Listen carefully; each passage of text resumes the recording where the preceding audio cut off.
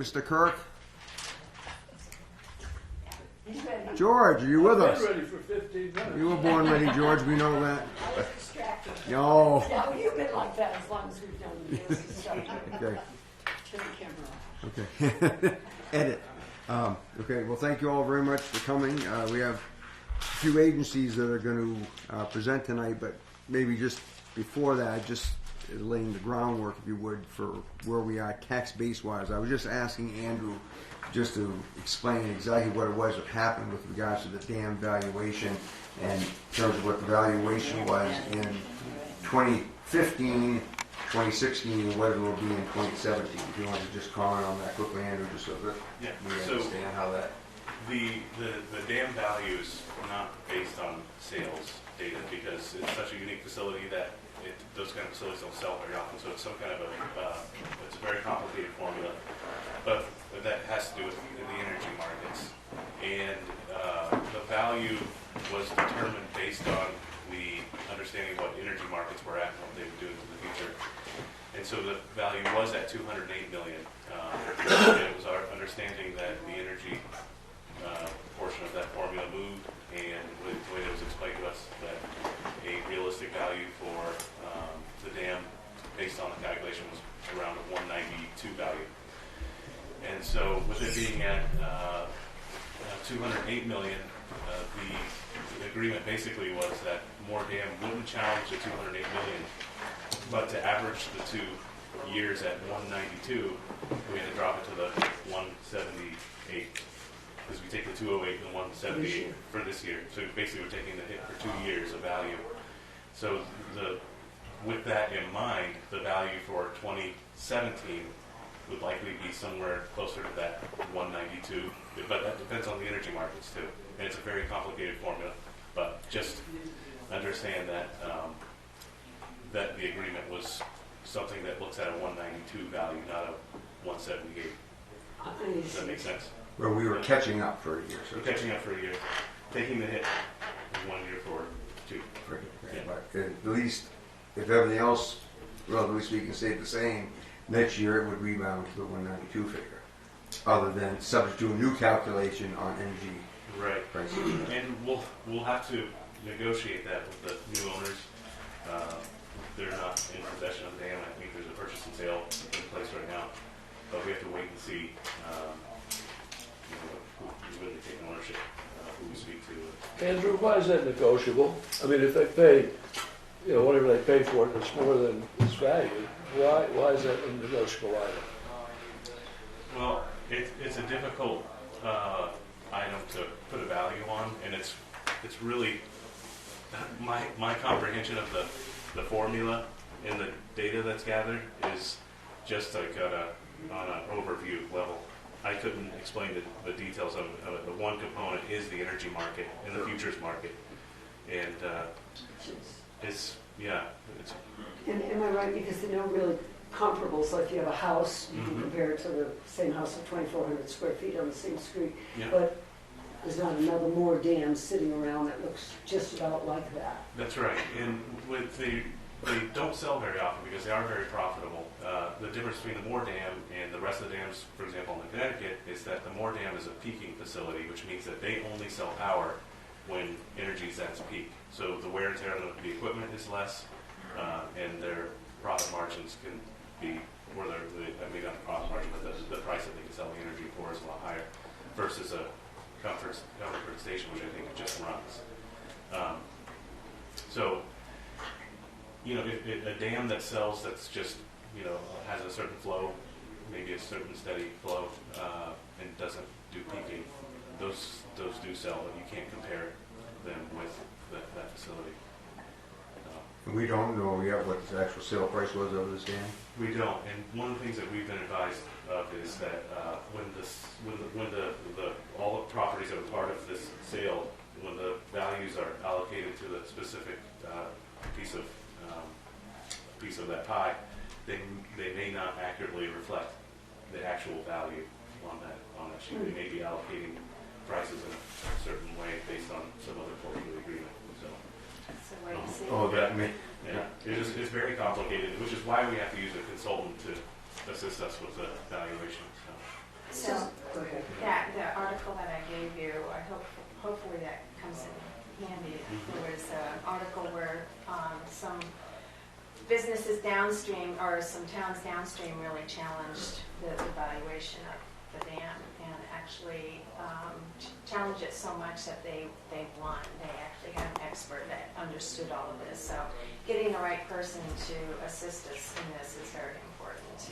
And I think that negotiating, but then also knowing when, or if it's time not to negotiate. Yeah. So is it fair to hope, this sounds silly, that oil prices keep going up? I mean, I'm not trying to be silly, but obviously that's part of the pie there. More natural. More That's the most direct Impact. link to Okay. is natural And so gas. energy prices going up are a benefit to us as tax recipients from that dam, is what you're saying. Not to us in our homes. Right, yeah. So it's a weird formula. Yeah, it's very complicated, and I would have to defer to somebody like a Tom Considine or, a Sansucci to answer that, but Tom, I think, has a pretty good grasp on how. So it's an average That right interacts. now, is what you said. Mm-hmm. The oldest in now. Yep. Thank you. Yep. So, Okay. All right. Thank you, Andrew. Just it's nice to at least have an understanding of that when people talk to you about what did or didn't happen with the dam. Yeah. Yes, I do now. Better than I did 10 minutes ago. We have more of an understanding. Yeah. And there's a few more properties that'll be coming online that should help with the tax rate too. Shillings is expected to be, at some point a little further along, and also Tender Corp. I don't think their building was on the completed for the April 1st of last year, so that'll be new, and that's got some good value. So there's some good development happening that'll help. Mr. Chairman, can we ask the Littleton Energy Conservation Committee to present? You want to come right up here? Mark? We got 2 seats, Ron. There we go.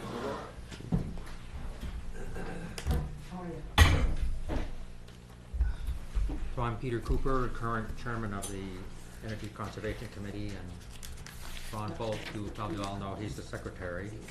He keeps things moving for us. So we have a proposed warrant article for installing insulation and air sealing at the Opera House. And this comes from an energy audit, which actually was on the Tawn warrant last year, which we had done. Here it is, for the firehouse and the Opera House. That's the only copy I have, but I won't keep it. but the Infrared. there was a blower door testing done at the Opera House, which sucks air out of the Opera House. And the numbers that they read there are not very significant because it's such a big building and leaky, but it does accentuate the infiltration so that they are able to see where the leakage is, and they go around with an infrared camera. There's some in that report that shows where the cold spots are due to lack of insulation, but also due to air infiltration. So the result of this was that we, the payback on the measures recommended in the fire station were not very good. A long payback.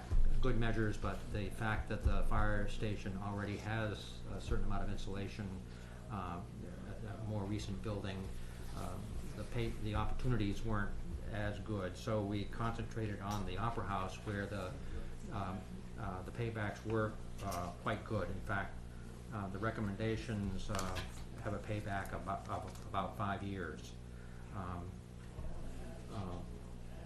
So we have a warrant article that we're recommending, and hope to get your committee's support for the Opera House work. So the total is $44,200, and the expected savings in both electricity and propane would be 8,840. So that's a 5-year payback or return on investment. And without getting into the weeds too, where, I mean, obviously we know we redid that building not that many years ago, but where are the areas of need or interest in this? Well, one measure is to seal air infiltration throughout the building, but in the attic, but also in the main floor, Chamber of Commerce, etc. But then also insulating the second floor, which is right now it's just storage space because it's not built out, it's not used. So and the reason that is such a good payback is that there's no insulation there at all. So the change in going from nothing to something is very good, as opposed to other situations where there's some insulation. If you add more, it's a benefit, but it's the payback isn't as striking as this one. So there's That's that unfinished room facing Cottage Street. right. Okay.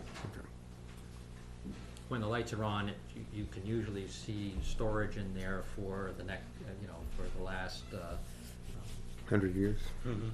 Well, there's a lot of theater type storage for sets and things like that in there, and But a lot of other- town records other are in that things. room, right? Is what? The second floor. Second floor, yeah. Yeah. So, I won't go through all the measures, but I'll say that the payback could get a bit better. We haven't yet gotten the answers, but we've talked to the Eversource people to see if there is a rebate available for this sort of thermal work like there is on the lighting. If you recall, the lighting measures that we've done the last couple of years, 50% of the cost has been covered by Eversource.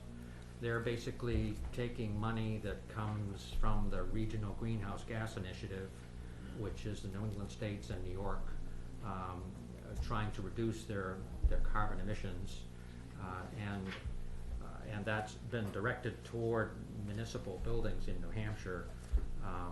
Otherwise, we wouldn't have that. We have our light department, which has very low rates, but also doesn't charge a extra fee on our bills to cover energy efficiency, like is the case with Eversource customers. But even though that we don't have that as part of our normal bill, this money from Reggie is coming down to the municipal buildings. So we have municipal buildings, even though we have a electric light department. So that's the reason why some money is coming our way there. Yeah, we always look for grants and incentives to help out on these projects, and in most cases, Littleton is not eligible because we have an independent power and light company. This particular program is the one that we are eligible for. In the last 2 years, we basically retrofitted all the lights in all municipal buildings for 50/50. The money actually comes from the PUC, not Eversource. Right. Eversource executes it. Yeah, that's right. Yeah. One other thing on the cost of this, it's a little higher than we would like, but because of the historic easement on the building, you cannot put anything on that wall that's not reversible. So if you were to spray foam, that wouldn't be acceptable. So we actually have to build a barrier so that there's a slight gap between the exterior wall and what will be the interior wall. Oh, really? So that jacked up the price a little bit. So if you were to subtract that off, the payback would be even better. But 5 years is pretty good. What's the potential of participation of the funds? We've talked to the representative at Eversource that administers the fund, and they indicated that it's a good possibility. There are funds next year, so there's money in the pot, and but we haven't got an indication yet of how much. Don't know if it's. I don't think it's 50%. No, it may not be 50%, but again, if you're going you know, basically what they do is with the lighting, so what our lighting bills were and what they projected new lighting bills, and the difference is what they would recover as an incentive. And I imagine the same would apply to the heating situation on the second floor. I mean, there's virtually no resistance there now, and we're going to a pretty good system. But I would think the payout would be pretty good from the incentive. I would think we might know by the time that the deliberative session occurs, we might be able to report on that as part of the But we're discussion. hoping it'd be 10, 15, 20, 25%, something like that. Yeah, probably that's something like that, yeah. It should be something. Because the difference between what we have now and what we would have with the insulation is significant. And that's what the whole program is. You've got to show that you're going to save kilowatts or heating BTUs. How is the Opera House heated? Propane. Propane? Okay. With when it was redone. Propane. 5 propane boilers are Well, and about the size of that picture hanging on the wall. it's a good news, bad news story. I mean, the Opera House is being used a lot more than it was. Of course, the more it's used, the more. Yeah, but our heat loss isn't bad. I mean, obviously, we put new windows Yeah. in there, new siding, new heating system, and Yeah. we do a lot of good things. Hopefully, so. Yes, that's really true. I'm certainly more than your time with the windows. will be. Yes, sir. Maybe the stained glass window. Yeah, well, and yes, and I, having mentioned that, Ron, yes, and that was, that was a compromise at the time. That was something that there wasn't any money in the budget to address that. At one time, we had put on some interior glass panels that could give it a thermal paint effect. Yeah. How beneficial those were or weren't, but that was part of those stained glass windows are part of the antiquity of the place, so it was a little difficult to deal with. So maybe. So we have been exploring how a couple of the churches have dealt with their stained glass windows, but that's not part of this. What is part of it is air sealing around the frame, not in the window itself, but around the frame. There's some leakage. Yeah. That would be covered under the air sealing part. Right, so there could be some improvement there, but that's still a larger issue that could be dealt with maybe sometime in the future of additional type of funding. Yeah, right. Okay. Sir, you got a question? Yes, I want to make a comment and a question. A few years ago, the taxpayers, as a taxpayer, we put a lot of money into that building to bring it up to code, to make it available for the town to move back into it. That's the payback we put into that building, was the town was going to move back in. The town never moved back into it. And since then, every year, we put more and more and more and more money into that building, which has no payback to the taxpayers. It's costing us a fortune to keep that building up and running. And what is it for the taxpayers? The chances are most of the citizens in this town haven't even been inside that building except when we voted that one year in there. We haven't been inside that building for any reason whatsoever. Well, that's our own There's fault. no payback to the taxpayers. Well, And I'm concerned with putting this kind of money into a building and just keep putting money and money and money and money into a Well, dead building. Okay, so let me just say, first of all, the town owns that building. Yes, I know that. Okay, so the amount of money being lost through the heating, basically leaking through the walls, that's money that's coming out of your pocket. But that's one small issue Okay, of the money I we want put to talk into about that building over the the history of the years. building. But I will tell you one other thing, and that is the town does get some revenue from the use of the Opera House. Not enough to pay for itself. I didn't say it was enough to pay for itself, but you said the town did nothing out of it. The townspeople keep putting money into that building every year, and the taxpayers get nothing back from it. Well, Yeah. but I can I say That's something? Wait, I think it's a historical building, it's part of Littleton, it's what makes Littleton a great little town. And if it costs us a little bit of money, it costs us a little bit We're of not money. talking a little bit of No, money. you're not We're talking about a lot of money here to keep a building that's just sitting there and it's nothing. okay, I don't understand that. there's two things. Okay, first, when we redid that building, the future of the town offices was not a certainty. We're in a very good situation with what was Laconia Savings Bank and now Bank of New Hampshire. If and when we have to have our own facility, that is the least expensive option we're gonna have as far as moving into the Cottage Street level on that building.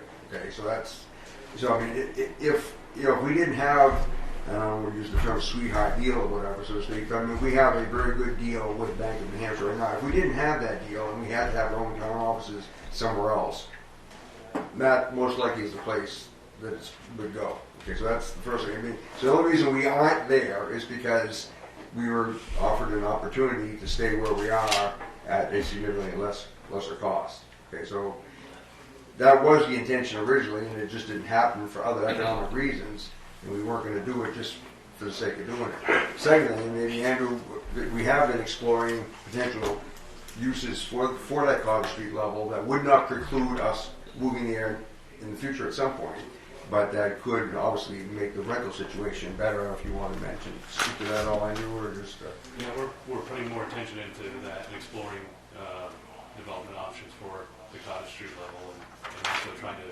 maximize the benefit to the community and utilization of the venue. And the chamber will probably talk a little bit about what they've been working on with the venue, but it is right now it seems like it's a pretty popular place, and it has an added benefit to the community's businesses. It brings in a number of people for the shows who also patronize the downtown. But you know, but yeah, look for future things happening there, and hopefully the not too distant future. we do intend to improve that economic equation. Yeah, but in the meantime, in the meantime, as a taxpayer, I'm saying any money that has to come by warrant article into that building is going to cost us, the taxpayers, more money after we just paid a 15% increase, and I'm against it. Okay. I'm against having any money for that building on the warrant article. But as Ron explained, though, I mean, with the payback here, I mean, this is certainly something for your own building you'd be looking to do. And even though we have to gross budget on this at $44,000, it ends up being $36,000 with some participation from the energy funds. The payback will be even better. So if this was your own house, you'd do it in a heartbeat because you're going to save money. Yeah, but I wouldn't be coming to you and asking you to help me pay for it. You're going to the bank. Okay. Okay. So, Anyway, sorry. this Okay. is not a place for taxpayers to be spending money. Okay. So we need to move on to Can it. I just ask you a question on this $44,000? And obviously the payback does sound terrific, especially if they'd like to give us 10 to 25%, go for 25%. But having said that, I guess this is a question to you, Andrew. The town could sort of do very low financing for that, so that as this payback was coming through, it would sort of balance? How does that work? Yeah, I can speak to that. I don't know how we would. You talk about financing this as debt. Yeah, and I just don't know, but I I mean, just, it's a possibility, but Karen has to. Put it on Karen's desk. yeah, and it just seems to me a cash flow issue. If in Right. fact you feel pretty comfortable with the $7,000 or $8,000 worth of savings a year, The savings could potentially pay for itself. that's Yeah. what I'm thinking, rather than, and I don't know how you do that. I don't know if you put, a bond out for, Yeah. a warrant out for 4 years with these stipulations. I don't know how that Well, works. that project would be done all in 1 year, so the funding. It has to be paid outright. for, I Yeah. understand, but there still could be, What might be saying is with the rate that the town would borrow money at, interest rate, that Yeah. it- Yeah. it's almost, Right. it almost be just a Right. cash flow. federal in cash and flow out. thing. Yeah. I don't know.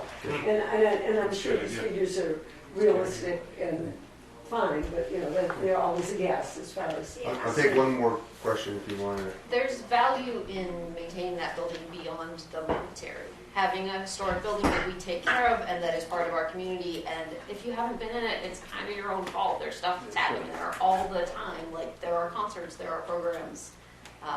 There's more value to it than just the cash flow. I, for one, am glad to see that we're taking care of something that is our responsibility. All right, thank you I, very for much. one, would like to see it paid for itself Yeah. as a taxpayer. And that is what we're trying to do. But if we haven't, since we put all that money into it, we're still putting money into it. Sometimes we move slowly, but as long as we're moving in the right direction. Okay, so, Ron, thank you very much, thank you, and thank you for your efforts, because obviously I save money. That's right, Ron. Thank you.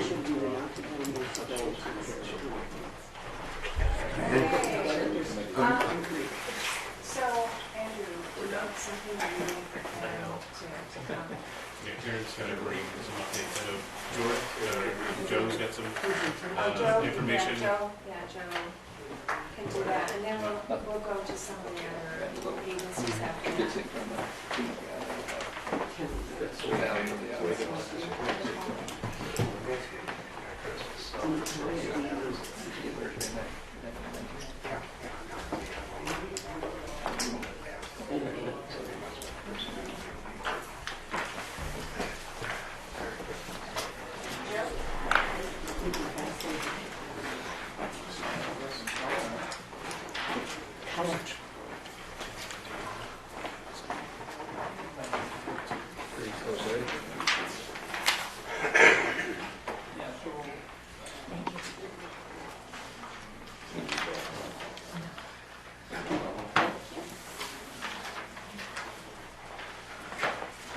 You get the last one, Steve?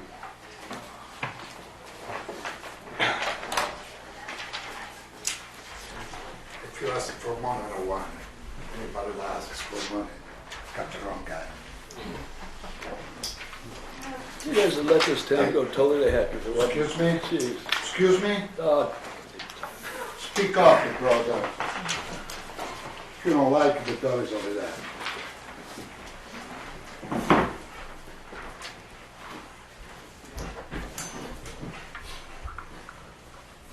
You presented us with a vehicle replacement schedule. Yes, I believe Andrew or Jim McMahon asked for this, some guidelines, triggers that cause us to, rethink what vehicles we're using and when is it the right time to replace as opposed to repair and what's been going on with our equipment. So this is just a quick spreadsheet that hits some of those points.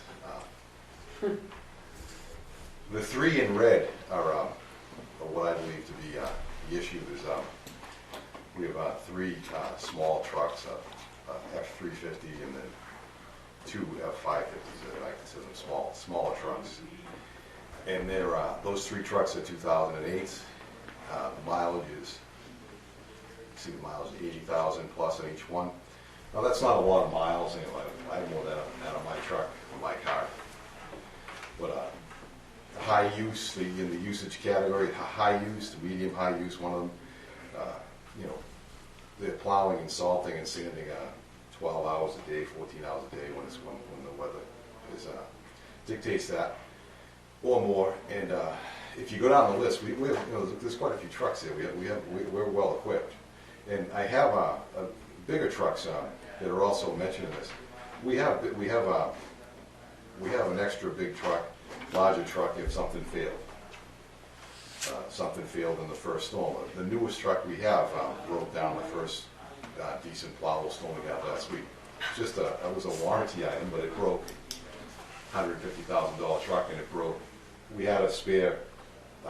Pulled that truck out of service. Called the dealer. The dealer came up with the parts to fix it. It was a warranty, Steve, so I couldn't use NAPA on that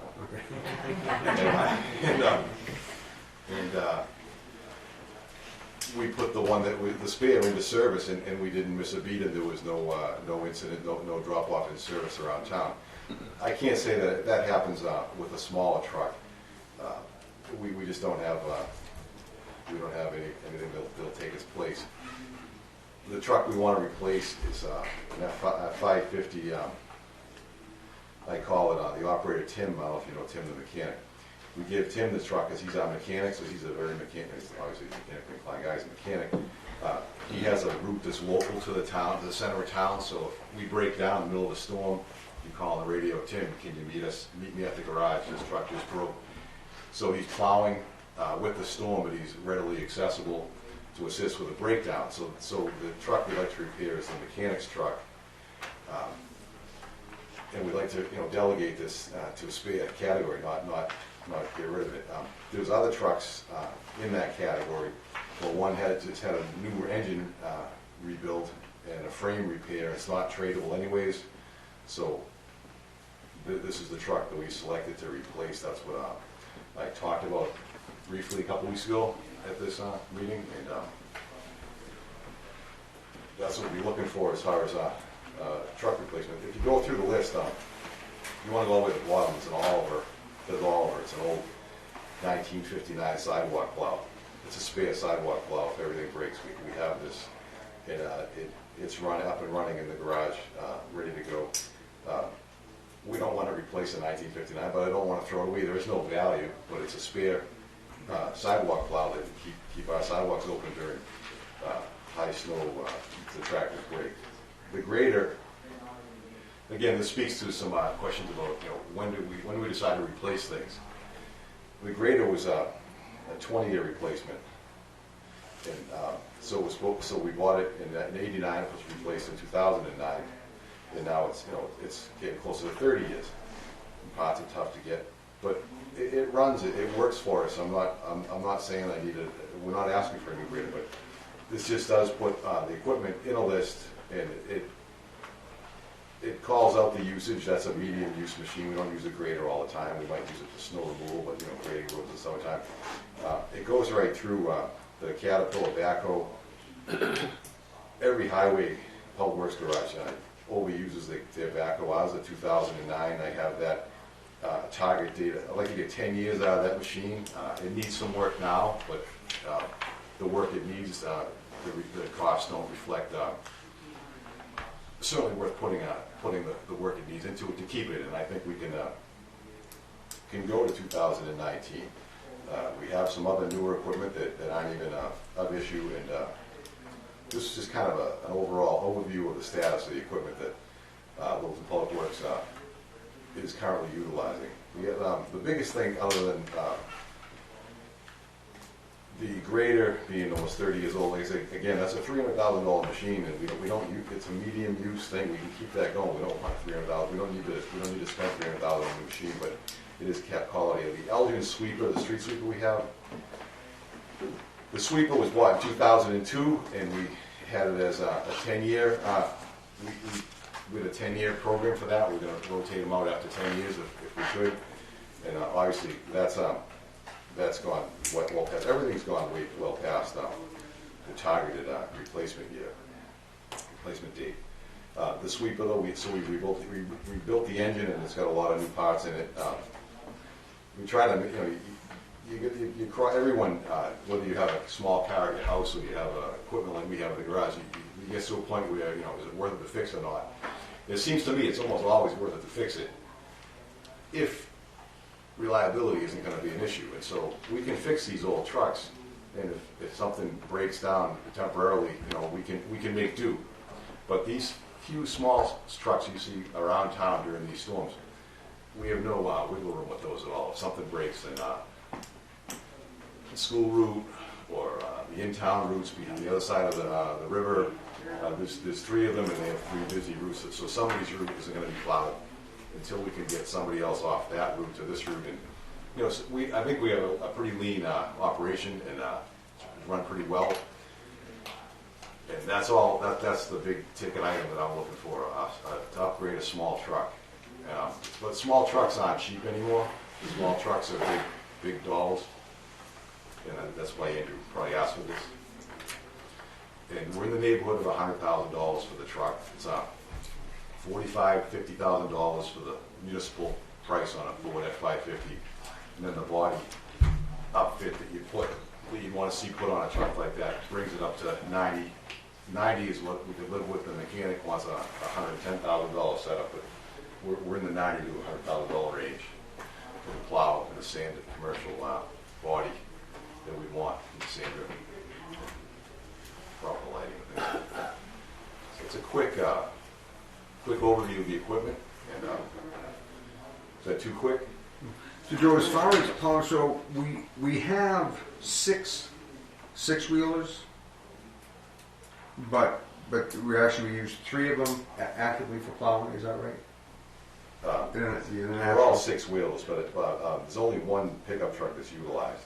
That's a 2008 also. Oh, okay, sorry. Yeah. I mean the big six wheels. Yes. Yeah. Number 5, I call it the driver, maybe you know. Yeah. Ralph does the Poplar's Lake area, maybe Yeah. you know him. Frank Prue, no, that's a small truck also, I'm sorry. Aldous Wright Yeah. is number 9. He Yeah. does Birchcroft Road and Mount Eustis in the industrial park. And then new hire Ren, Yeah. he is the toughest route of all. He does Mans Hill and Broomstick Road with that truck. So we have 3 large trucks. And we have, and if, like I said, the newest one, Ralph's truck, which is the 2015, that broke under warranty last week. And so we had another truck to plug in and bus routes could get plowed. And we can make do with what we have. But we use 3 of the larger, I guess, if you would, 6-wheelers now. Yes. So, and that's probably less than what we used Yes. 15, 20 years ago. That's right. So Yeah. we're using more of the F550 version. Those are a little more versatile. A few years ago, we had more guys. Versatile, so there were more guys. There was 3 men. It was Mike staff plus 3 a few years ago. That was before my time. Yeah. So we had 3 more guys. So this way, we have a few more trucks.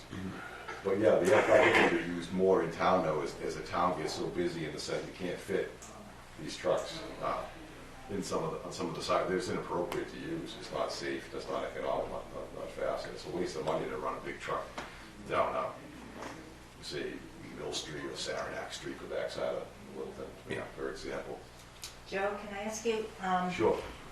the truck you want to replace, you say round figures 50K? What? $45,000 to $48,000. Yeah, for the cab and chassis, not that's excluding the plow and the sanding. Right, so I was saying, but the accessories, the sander, the plow and everything, they can't be transferred from the one you have. Well, we want to keep the one we have. That's what I'm asking. I'm calling that out. I'm saying I want to keep that to a spare. So As a spare, So if this new truck comes in, hopefully we say we get a new truck, something goes wrong with it under warranty, like just had last week, we do have something. Right now we don't have any backup, so we just have to. We're making do with it. Just that, as a new director of public works, I'm looking at my budget saying, what do I need? Everybody wants a new tractor, a new truck. I don't really need much. I just really don't feel comfortable. I don't feel like I'm doing my job unless I tell you that I'm plowing with 3 2008s. If you want me to plow with 3 2008s, I'm happy to do it. But if they break, we can fix them. Just that there is a reliability issue with it to some extent. And we did have that 7-year. Every 7 years, we would turn one in. Turn one in before it came in. We stopped doing that. I'm not sure why. So you had 7 trucks. Every 7 years, one gets rotated out, and you always have one new coming in. Wouldn't be a huge burden to the taxpayer each year. Just asking for one truck, not changing the fleet or 2 or 3 trucks. We got away from that a couple of years ago, and Gotta catch up now. so yeah, and it's just like I said with 3 2008s, I think it'd be good to upgrade one of those. And the worst one is the one that Tim drives? The Yeah, mechanic? so we put the mechanic in the worst one. Yeah, well, that makes sense. It does, yeah. And he comes to my house, and we break down all the time. Yeah. Okay, That so, sounds good. This was basically a request from Jim to kind of give us some reasoning behind the replacements of the different, any department that has a fleet. What is their reasoning for the replacements? And this is for the highway department. So just a few quick notes about it. If you look at some of the comments, one has a new engine rebuilt several years ago, one rolled over, past life expectancy. One of the trucks says we put $40,000 into one of the trucks over the last 3 years, and it's too late now. That's done. But we put $40,000 into an old truck, and I wouldn't have been in favor of that. But that did happen, and so we have to be careful going forward how we run this department and look at things like that. Again, we're not going to put $40,000 into an F550. It's almost impossible to do. With some of the bigger trucks, that gets to be. We cross that threshold that no one wanted. You wouldn't do that to your own car. You wouldn't put $40,000 into a car that only costs, say, $60,000. I don't believe it. We wouldn't want to do it again here either. And we have done that to keep some things going. Well, now it's done, and so we don't need a big truck. We have $40,000 into one of those big old trucks. So we're in good shape with the bigger trucks. Like I said, it's just the small trucks that are concerned. Some of the small trucks, Steve called out how many we have. for example, we might try to remove some snow from Main Street, you know, Christmas week coming, we do snow removal. We have to take the whole truck apart, we have to look at the weather, okay, there's no snow coming for a couple of days, take the sanders off the back, do all that. Where we have a spare truck, we have the ability to do minor construction projects that they pop up in the winter time without having to do all that work ahead of time. So the spare trucks aren't completely sitting idle. We do utilize them, like for snow removal, we use them. Trash, every single truck has a sander on it right now, so there's nothing if a branch falls down, we're picking up trash 2 or 3 times a week through the center of town. We grab one of the spare trucks, cycle it through, give it some use, we use that. It saves us money. You're going to spend half the day taking the truck apart. And whenever you take a sander off in the winter, from experience, you always find something wrong. So you started off by saying, I'm going to take this truck apart and go do snow removal. But by the time you started taking it apart, you just saw something you didn't like, and next thing you know, you're going to do a big repair and you're not doing that job. So the spare trucks are used. They're not used very, very sparingly. But it's good that they get some regular use, because that Yeah, makes them- exactly. Keep them cycling through. Right. Yeah. I have one spare. Does anybody in the room want it? I'll take it for BC member. And how was our snow blower? The snow blower. The big, the snow blower that goes on the new tractor? No, snow blower. When you pick up snow on Main Street? Yeah. We blow it. Yeah, we're not gonna, if we pick up snow on Main Street tomorrow night or Thursday night, we're not gonna use the snow blower. Because we're gonna use two loaders in the trucks and just to get it cleaned up. Probably talk to the town manager about that. Do you have a question? Yeah, how much is the completed budget that you asked for? My complete budget is round numbers, well, not round numbers. Do you have it exactly? It'll take me a little while to get there, but you can probably give an estimate. It's close to $1 million. It's $1 million budget. It's a little less than $1 million. It's a little less than last year. So my budget is it's been decreased from 2016 to 2017. The proposed budget is gone down. My budget's down. Is that $1.3 million. for this path? Yeah, now it's lower now. Oh wait, yeah, you're right, it's $1 million. You go 994, Yeah, 27. now it's just slightly less than last year. What you're asking for the taxpayer, Be a warrant article. Yeah, you don't know how much? about $100,000, 50 for the. Just 100,000? No, 100,000. About Just 100,000? That's it, 100,000, yeah. So my budget is a little less than last year, and I'm asking to put a truck on the warrant. 33. But the warrant would be a 5-year warrant. I mean, excuse me, Lease when- purchase? yes. I think we can do that with those trucks. Yeah. Which is what we typically Yeah, do. yeah, that's right. Don't you say that new truck it would have cost $180,000? The big trucks are $180,000, yeah. And You then don't want it? You don't want it anymore? No, we were talking about the prices of different trucks. I never asked for a big truck. I said, how much do they cost? Oh. The one I'd like to replace the bigger trucks when the time comes. Okay. With Mack instead of the International, which is a $180,000 Thank truck. The International like $160. Some of the small trucks can go as high as $135. I mentioned that, but right now we're right just under $100,000 with it. I asked one of our dealers to rebid the work out.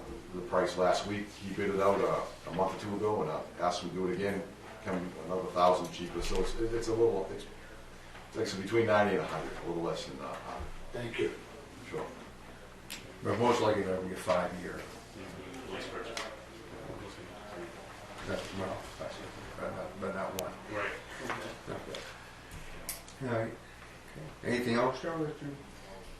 The only other issues that come up with my budget would be there's two things that have come up since I last came before the board.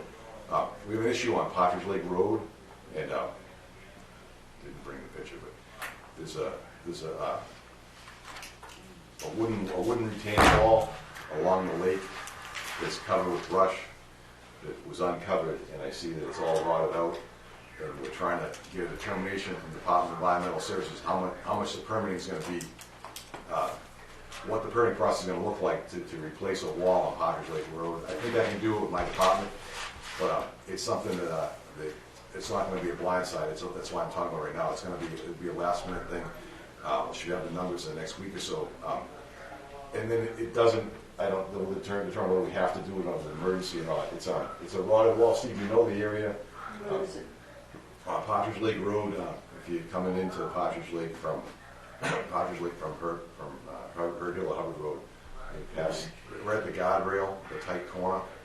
You go over the guardrail and down the embankment. There's a wooden wall that holds the road up there. Is that like? Right in front of Steve Heights? Just past Steve Heights. Lisa's property or Steve? Val Polson's old property Yeah, there. okay. The That's barn where it coming is. down there, right there. There's some cracking in the road. I'd like to do a test pit. Andrew and I are talking about doing a test pit just so I can dig into the road to see how it deteriorated and what the soil's doing underneath there.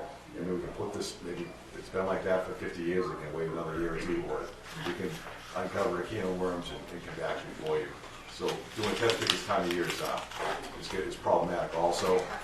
So that's something that's on the table right now. An issue on Partridge Lake Road and a small issue on Beacon Street behind Hitchner's facility. You go behind Hitchner, you go up the hill, and there's just been so much runoff on that steep hill coming down towards Hitchner, the old Hitchner facility. And when the Reddington Street Bridge was closed for a year or two, that road received all the truck traffic from Persons Concrete. So the road took a lot of abuse from Persons Concrete, which we allowed the local business. So that little section of road there needs some drainage work. And we were hoping to try to maybe incorporate it with some work that the school coming into town might want to provide for us. So again, the first issue on Partridge Lake Road is last minute because we're kind of it's an ongoing thing. We just find out about it. This one here we've known about all fall. We're trying to see if we can get someone else to pay for it. Sure.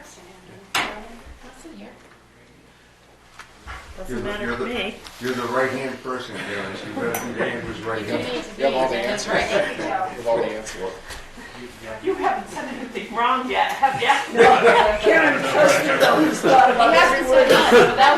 Allowed to speak before you I just said, let's wait for Karen.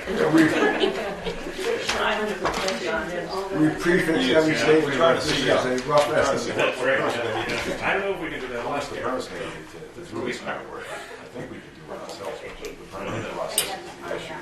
Yeah. So But if it's safety and emergency, maybe they'll wait. we're hoping to get some waivers. We've got a few behind the scenes engineers working actually donating their time to help us out with this. So hopefully it'll work out good. We won't need it at all for a while. That'll be better. Thank you much, John. Thank you, Joe. Yes. Can I make an unsolicited comment as a taxpayer complimenting the DPW on all of the excellent preventive maintenance work that I've seen them doing? Oh, thank you. I've been very, very positively impressed. Thank you. No. I like to see we have a lot of guys that they try to do a lot with a little. Ask Karen.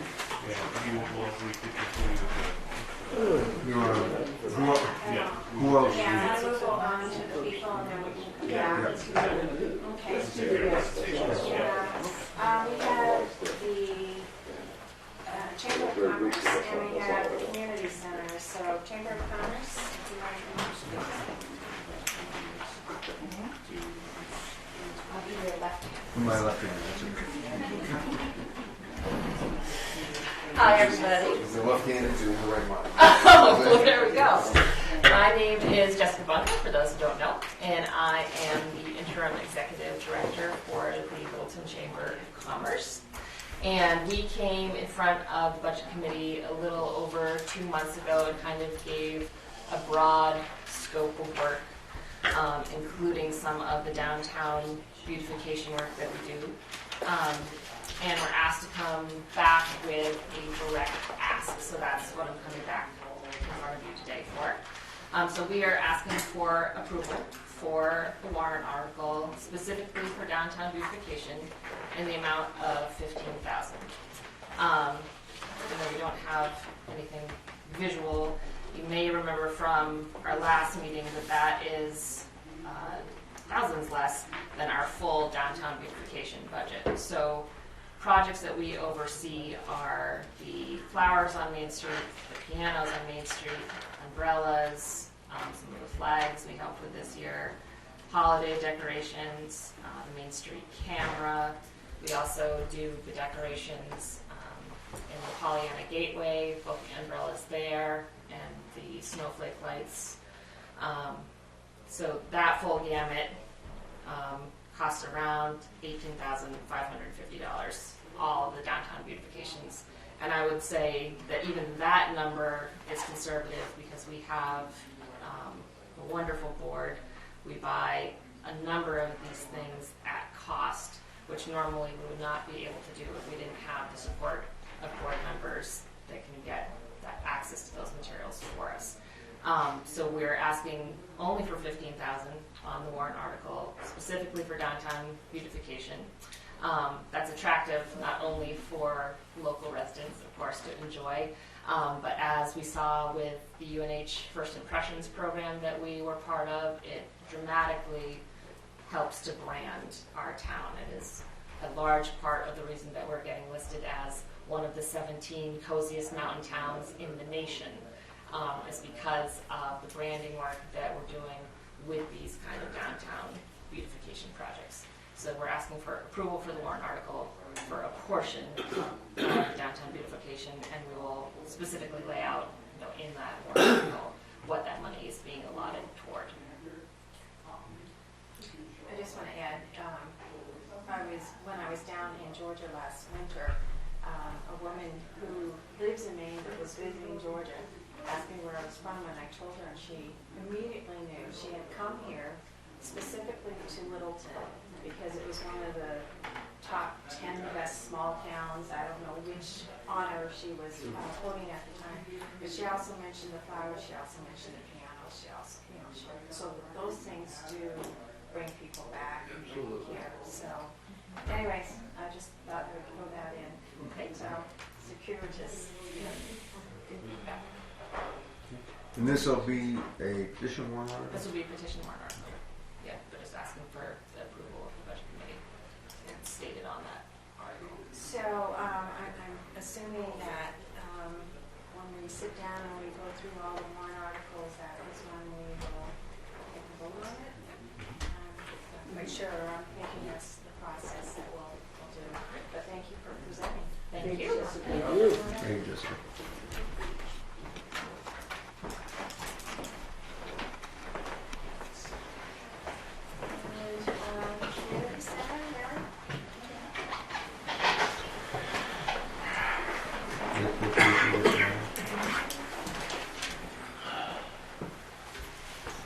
I'm Mary Menzies. I'm the treasurer of the Littleton Community Center. I am here to request your support for a petition warrant article towards the continued exterior work. And just to give you a little background, we did the roof a few years ago, and we're trying to do these things in the logical order of what makes the most sense physically. So we did the roof, and then we did interior electrical wiring and health and safety issues, and then we moved on to the exterior painting, which I think everybody has seen, and I hope you're pleased with. We're very excited about it. Gotten a lot of good feedback on it. People who have never actually noticed this building before go, oh, there's a building there. So it's not peeling. And it's not peeling. Right, yes, and it looks nice. It was more than just painting. Yes, and thank you, Steve. That's my prompt. Yes, I mean, just we didn't just paint the building. We removed the siding, insulated. And of course, we had no idea until we actually took off the vinyl siding how much damage there was going to be that we were going to have to repair. And fortunately, there wasn't as much rot damage as we were afraid there might be. You just never know. But for example, when they put the vinyl siding on, they cut off. I'm probably the person least qualified to discuss the building aspects, but they cut off some of the window trim, I guess, to make the siding fit. And so there were things like that we had to actually rebuild some of those things. A little bit of replacement on the clapboard siding.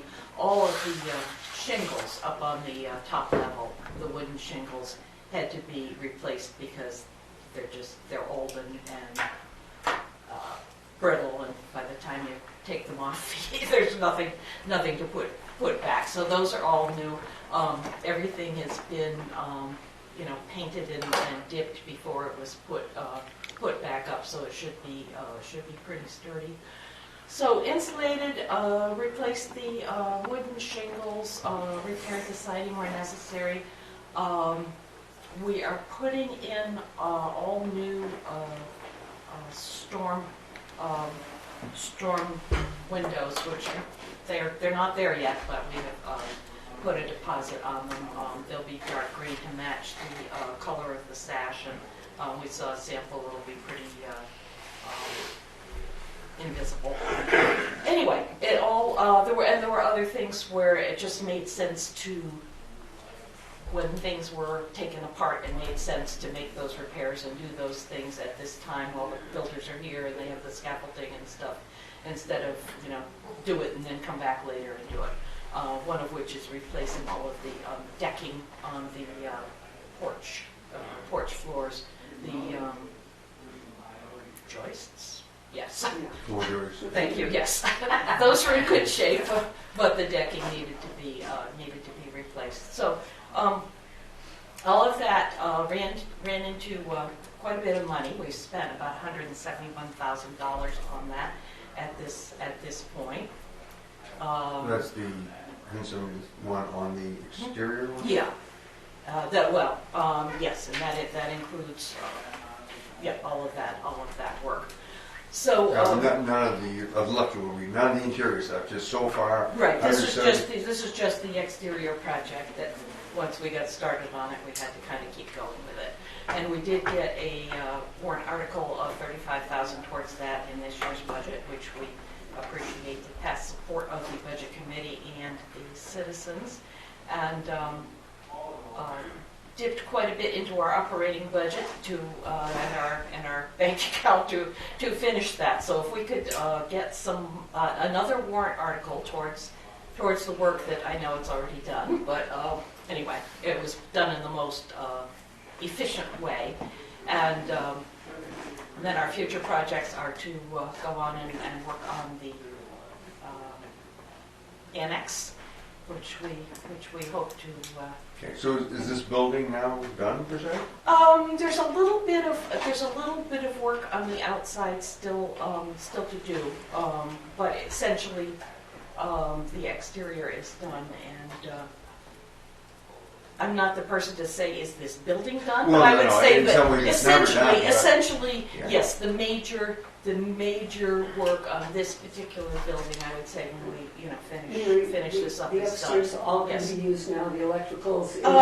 Yes. The only issue with the third floor is egress. We don't have two means of egress, so that we cannot at this point rent out the third floor. Oh, it's lovely. It's a big, beautiful, sunny, open area, which has but one egress at this point. Right. The other one would be through the apartment, which you can't just figure that that's going to be always unlocked because someone lives there. So Mary, yes. What other sources of revenue do you have? Yes, we are. Thank you for that prompt. Yes, we are seeking grant funds, and we're also going to be starting a major capital campaign in the next few months. And we do get donations from individuals, and we get user fees and rent for the places that we can rent out. Do you have an endowment of some sort? We do, and we take the allowable percentage out of that. It's a complicated formula as far as the capital appreciation and interest and everything, and we take the maximum allowable out of that, which is all gone towards this. We've been taking that out for the last 2-3 years, and that has all gone towards this project. And we're gonna be taking some more out this year. I think, just for our information, we'd kind of like to see what the whole timeline is of the projects. Okay. Just because 30,000 every year. Right, You know. understandable. Like, okay, Yeah. when do it, because we have an opera house as well. Right. That we are trying to repair Maintain and and maintain preserve, and all yeah. of that. Right. And so I think that's important for us to know the overall and not have $30,000 times Piecemeal. an item. Okay. Well, Mary Ann also would like to know approximately how many meals a month you serve and that sort of thing too. Just what Meals? kind of service you do provide. oh, we don't serve meals here. No, at your senior center? No, this is the community house in which you are sitting. Oh. I'm Man, sorry. holy cow. Okay, if the measure is meals, then we've lost. Yeah, oh, I'm sorry. Hey, George, you need a I hand. know, I lost it. I'm sorry. Okay. Another question, Yeah. you spoke about, this is almost done, and Right. talking about the industry, it's not usable at all right now. Right, unfortunately. Okay, so that is something that's not midstream, it's a vacant building that's not used for anything, am I correct? No, and we used to be able to rent that out. And So, The aerobics there. so Mary, so Yes. in this building that we're in now, Right. there are no major No, items left. I mean, obviously, there was going to be some annual right. maintenance or whatever, but I But mean, as far as the big catch-up items, yeah, we did the electrical. I think we did a sewer line when we started the whole thing. We did heating system. no. No, No means it's- No, No, you we said- do have a boiler looming, but that's not something that we're looking for. I think it was mentioned on the list of what years ago. But Oh, anyway. it could be. Yeah, okay. Yes. And then on So the 30,000 for the future Yeah. there, what will that help with? Well, actually, we're looking to pay for some of the work that we have already done. I mean, basically, we Pay yourselves back, so to speak. kind of, and I know that sounds a little weird, but we just sort of cleaned out our bank account in order to get it done. But we have insurance coming, we have payroll, we have fuel, we have all of the normal expenses, and But in 2016, there aren't any major projects planned on this this building. building. That is Okay. correct. No, you basically you're looking forward to the annex. Right. And has there been a comprehensive plan developed yet for the No, annex? we're working on that. That would be a very big ticket item. I know some of the numbers we heard before seemed a bit astonishing, I guess. Right. And I guess But we are not going to move forward to that with that until we can have a viable plan for it. Not only just physically a plan for it, but a use plan for it, and a way that it can contribute economically and in other ways to the community. We're not just going to fix up the building to have a pretty empty building. Mary, is that under historical strictures too? Is that Yeah. the same as the Yes, main? because it's the community center, which is the whole property. I gotta play devil's advocate. Okay, so we are facing, or we have faced a huge tax increase. And as much as everyone is, excited about the community center and very supportive of the community center, would it be possible to ask for less this year than 30,000? That, of course, it's always possible to do anything. This is what the board wished to request. She's the messenger. Yes. She's told to ask. Yeah. No, this is what the board wished to request, and Because we of course, also- the way, petition warrant articles work is that people can either, support them or not support them, and that's an all or nothing thing. So, I mean, I guess, we could ask for less. it isn't all or nothing because it could get amended if we go to session in terms is that? in terms of Yeah. dollars. Okay. I'm not sure what the likelihood would be, but I mean, Right. that's one thing that can happen. But, I just think that in the spirit of what this town has faced and the support that the town has given to the community center, it's a two-way street Mhm. here. So, I'm sure you can't answer that Yeah, question. well, but I can certainly take it to the That's- rest of the that's board right. on, That would we're be meeting great. again, this Thursday. That And would we be can great. and we can discuss that. We have Is there some- any sense from the budget committee as to what amount would be more acceptable? I don't know exactly on that, but we are also, as a community, trying to do some things at the Opera House. And Mhm. so, between the two Yeah. projects, we need to really think about this, plus on top of the tax bill that we just Well, had. the question. And I certainly, share your discomfort at asking for money when everybody's taxes have just gone up. Well, but the other point I think, Mary, that I think is important, and maybe I'm missing the boat completely, this is a great building, we all know and love it, and it's lovely that it's here. To try to, in this economy, with the taxes that just went up, and to say, well, we'd like to, one, and I don't want to put words in, help replenish our coffers, because you did smart things, you did things now that would be cheaper than Right. doing it, down the road. You did a good thing, but you had the money to do it, luckily. And to also, Barely. I understand barely, but you also have said you're having a fundraiser, you're working at it the right way. The other problem I see is to start funding something for a building that doesn't have, meaning the annex, that yet doesn't have a real plan. Right. And I think that's a hard sell, is all I'm saying, is somebody who is Yep. trying to, we're trying to sell the community on needs. Right. That's a tough need because it's not really specific. Right. It's not a heating system in this building. I hope to God nobody's listening to us so we don't have a heating system problem. But that's just a thought there, not to be discouraging, but to say it's a tougher sell than. It's this year particularly. Yeah. Right. Because we want to be there for the community center, but now I think we're requesting that the community center maybe take these things into consideration in the request. Does that make sense? It does. Just a thought. Okay, Yeah. just a thought. You weren't reading that. Yes, sir. Okay, is the community center owned by the town? No. So it's a separate location. Does it pay property taxes? No, we are in a payments in lieu of taxes arrangement with the town. We're actually, I don't know how to explain it, but we let you put Yes. parking meters up in the front half of the parking lot, and all of that money is going to the town, and that's our kind of That's your quid pro money, quo. right? That's the community. Right, and plus also you provide these facilities to Right. the town, too. Okay. Just sales tax. Does the town pay for these meetings and these facilities? No. You don't, okay. One last question, this is devil's advocate.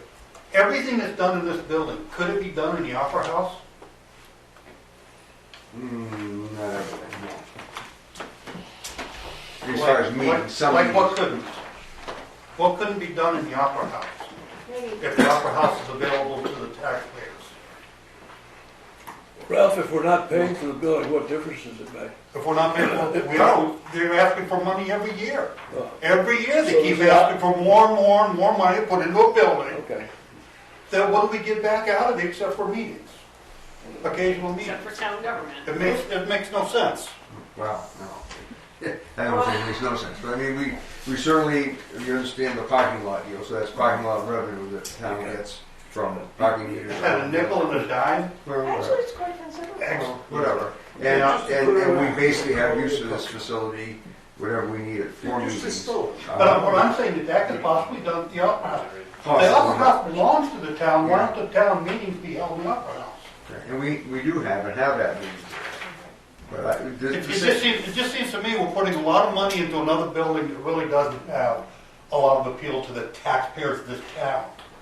The majority of the taxpayers, okay? I'll say I that. don't Speak for agree with that. yourself, not for. Well, I think you'll find when we vote this time, you'll find that the majority's gonna, Yeah, but as a guest at a meeting, you only have authority to speak for yourself. You cannot claim. oh, I realize that.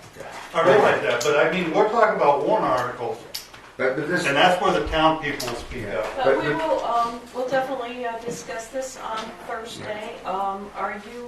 You're not meeting again? we're meeting Thursday, but. School meeting. School meeting, it's a town and a school Right. meeting, but it's Yeah.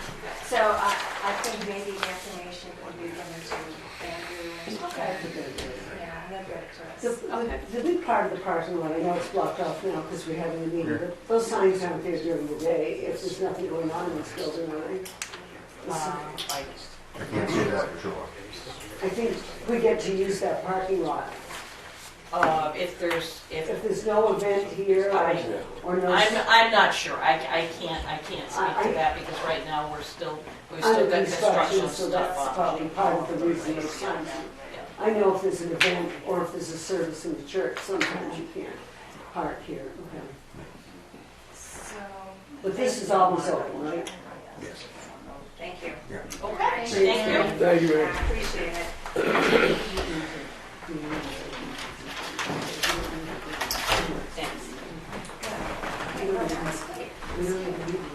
Diane, next. Oh, Hey, okay. Andrew, Yeah. did I see in the calendar that the meeting Thursday's been canceled? I don't believe so, no. Okay, it's Well, on there the was a- calendar, on town calendar. There was a meeting that was canceled, that was the cable franchise agreement, the Channel 2 consortium. Okay, Yeah, we're rescheduling that for January. okay, so Thursday night's meeting at the high school is Yeah, on. that's right. So I think the airport is still waiting for one member. Yeah, our secretary's a lawyer, and she got held up in court in Lancaster, so she's on her way. And is she necessary to the case? Yes, she is making the presentation. You're young, Mr. Mason, right? What's that? You're Jim? I am Jim Mason. Yeah. So you'd like to, Have her here, that'd be Okay. nice, yeah. Okay, go ahead. Yes, who? David, are you presenting anything? You're just No, listening? no, I'm just a You're just listener. watching? would you like to I'm an present interested this? citizen, and I'm interested in the airport presentation. Chairman, I have a request, and it's a non-money request. But Yes, I Mr. thought I was Mark. going to wait until you were finished here, but if you have a minute, Yes. I'm representing the planning board here tonight as a selectman. And I want to ask all of you that sit on this committee to participate in a pretest of the questionnaire we're going to send out to a random sample of the town. Is that okay? Are you about ready to present something? We were, Yeah, but we got a minute. Okay. Are you also This the is health chapter- officer and chairman of the select? I'm the health officer, I'm the chairman of the select board, and I'm in need of a lot of therapy. 60% of the population, remember? This is the land use chapter out of the plan. It hasn't been updated, the plan being the Littleton Master Plan for Future Development. This chapter hasn't been updated since 2004, and we've taken most of the questions that came from the first or the last time they did this, and we've changed some of the formatting for the questions. We're using a Likert type scale for answers, and what I'd like the members of this committee to do, because you are a targeted group that everybody knows about.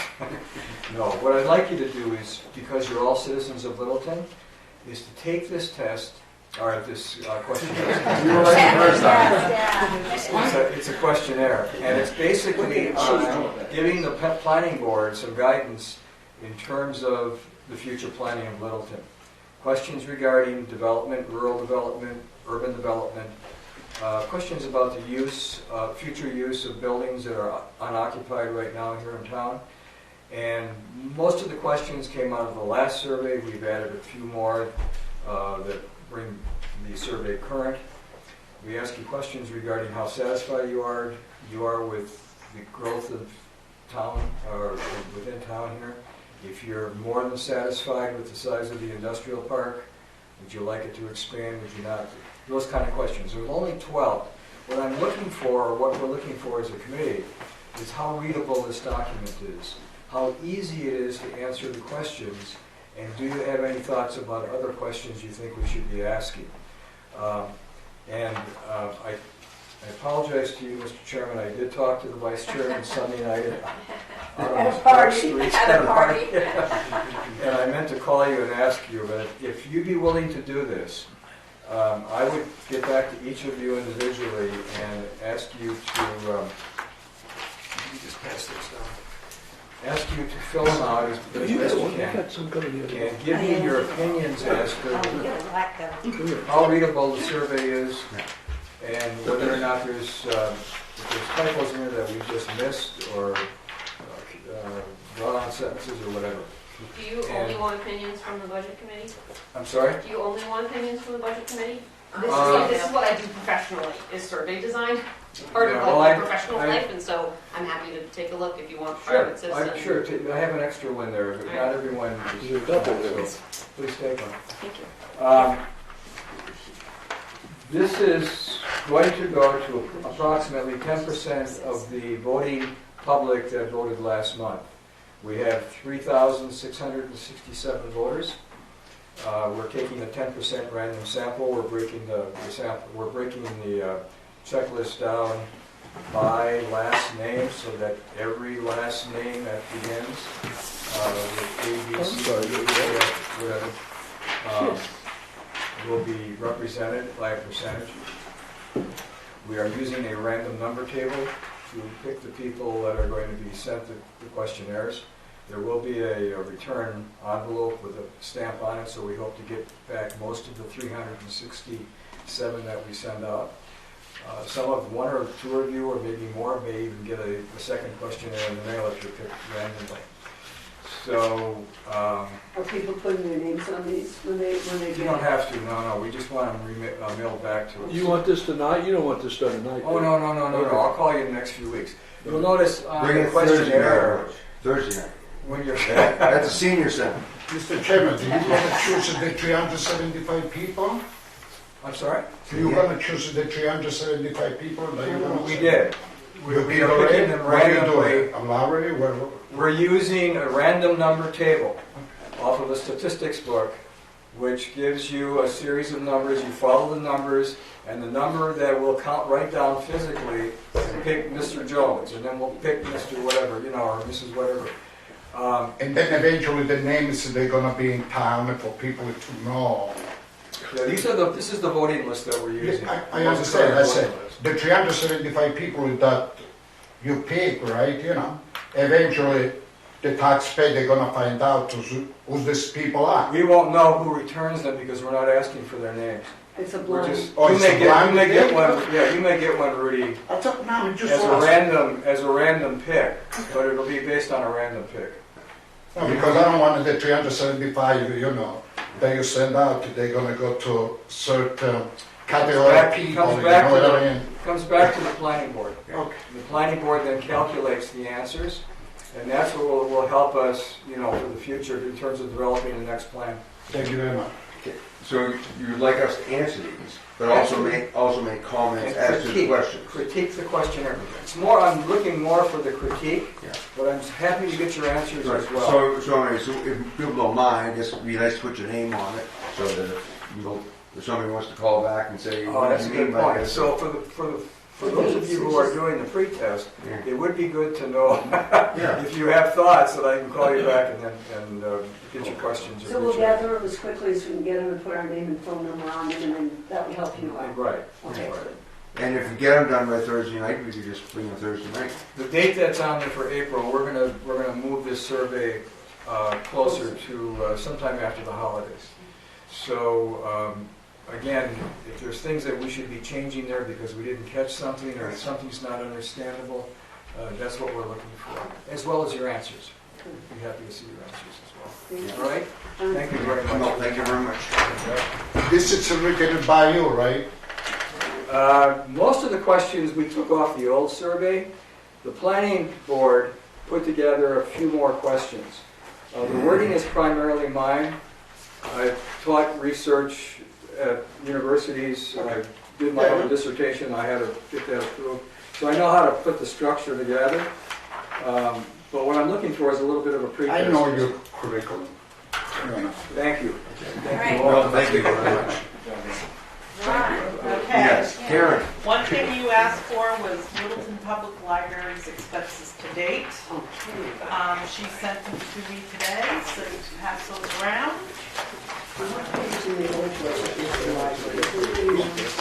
I didn't put it into my budget Rudy, yet. you want this? Because I didn't want to Rudy? do that until You want this? Yeah, it was. Thank you. I just want to tuck it in there. So you have what, the first column is the Income to date, that's the very top part. The lower half is their expenses to date. I have more if someone else needs one. I spoke with Kevin Hastings last night, and I said one of the things that we noticed in the past is that many times at this time of the year on the library budget, a lot of the monies have not been spent at this point. So it's not going to show up as being spent. It's going to show up like they have a lot of money in the bank. And he said it has been their, I don't know, way of doing work on this is to wait towards the end of the year before they expend, just to make sure that they have sailed through the year on, covering all their major expenses. So if you go through here and it looks like they haven't spent very much of their budget, and it may influence you on, their proposed budget. That's the reason why. Okay, then when it says January through December, how really? Would be up to today's date. She told me that it's as of today. Really? Yeah. That's pretty good. So, She spent half of her book budget, and today's the middle of December. Right. Yeah. And that happens every year, On the income side, though, due from memorial funds, I would imagine that that's all still coming, the other $14,700, because that must be a known figure or pretty accurately known pretty figure. close. Yeah. If she handles it like I do, Yeah. I submit my request to the trustees of the trust funds for the funds usually at the end of the year, once I have all my documentation, and request it, and I post it as an accounts receivable. So it is posted in the correct year. 12/31. It's just a matter of receiving the funds. Right, so there's another almost $22,000 that they have coming in for sure. 31,000, almost 32,000. Yeah, 31. Well, I guess we don't know for sure about library income or special events, but the top two lines, due from memorial funds and due from trust funds. Memorial funds are, it's an established fund that they Yes. just get money from, as well as the trust funds. The special events, they talked about a book fair and all these things. Haven't they done that by now? Yeah, I would think the book so. fair's gone on for October. Then they didn't? It hasn't. Is it happening between now and 2 weeks from Sure, now? but it hasn't. Oh, yeah, she did, I think she did have one. I thought she had one in October. I think so, too. I have to get insurance for that to Okay. cover it. But would that money be here by now? It would be probably right around this $2,000 Why that's it's in there. so much lower than budgeted? So it's lower than, chances are that 9,000's not coming, is what. Right. But the 15 and 7 are pretty much set in stone. They usually are set in stone. It's based on what she's expended for books and the amount that she can collect out of the funds are normally the interest only. She's not allowed to take the principal out of some of the trust funds. But when they budget those, they must have a strong feeling that that's accurate. So, So the point is that $320,000, give or take, will be something less than that, maybe $7,000 less or something, or 10, whatever that is. So, okay. Next, I wanted to give you the most current bond loan report I normally give you.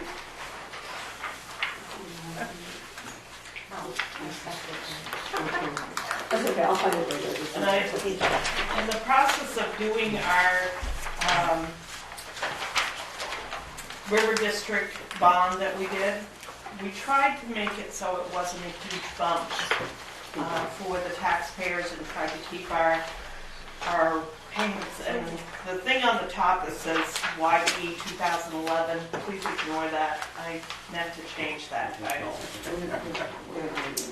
on the very top. Oh, forget that. Okay. Yeah, the very middle. Okay. This is up to today's date. It includes anything that was new, and I noted it new. Shows the interest rate that I have on all of our different bonds or loans or agreements, refinanced agreements that we have. A majority of them are 2% or less. We have one I'm going to look into possibly refinancing if I can very soon before the rates go crazy. We did refinance it once, but I feel we need to look at it one more time. That's about the only one that I can see that really should be looked at. Where we paid off this year, we're paying off a highway truck and the Pleasant Street sidewalk loan that we took out. Next year, we have actually, if you look on the second page here, you'll see 2018, we're going to have 3 of our bigger loans paid off. That was the Opera House, the Reddington Street Bridge, and Main Street. They were all for $500,000 when we took them out. So they'll be paid off in 2017. We also have a 2015 highway truck that will be paid off and an excavator that will be paid off. So there's quite a few coming off in 2018's budget. In 2018, we'll start paying principal payments on the River District improvement bond that we've taken. We have interest-only payments for 2017, and I've included them in our debt schedule. And it was a way to try to even out the debt, and the bank was willing to work with us on it.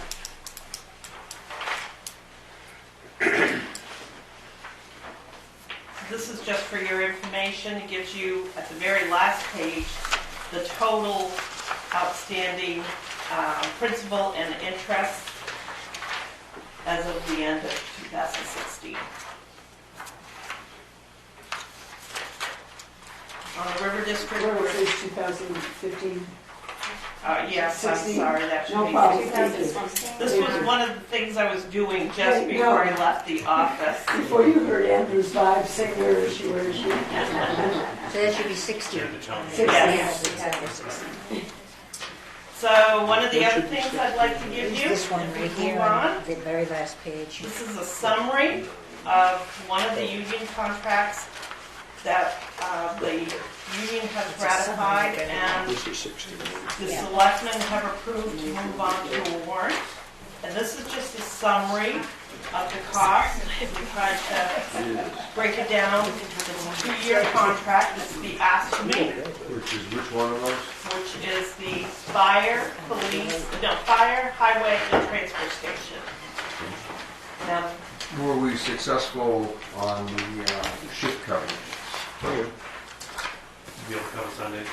No, in terms of call companies being able to cover either all of or a larger percentage of the shifts.